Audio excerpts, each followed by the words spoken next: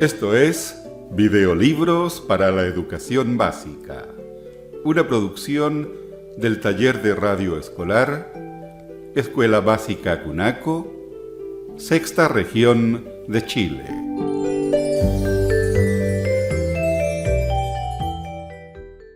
Hola, mi nombre es María Eugenia, del Colegio Básico CUNACO, y les voy a leer la poesía La tos de la muñeca.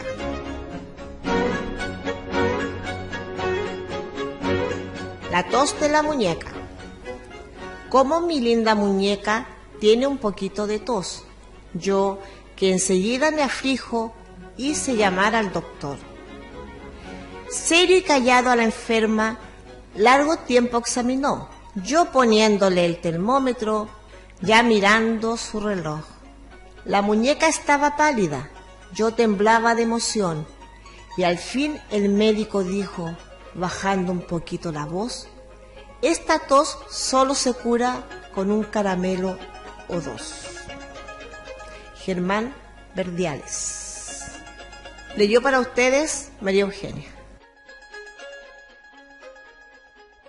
Y colorín colorado, este cuento se ha acabado. Pasó por un zapatito roto y mañana les cuento otro.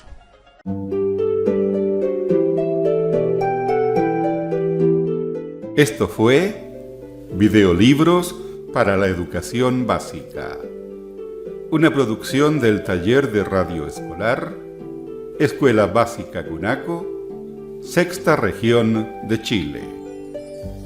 CUNACO, octubre 2013.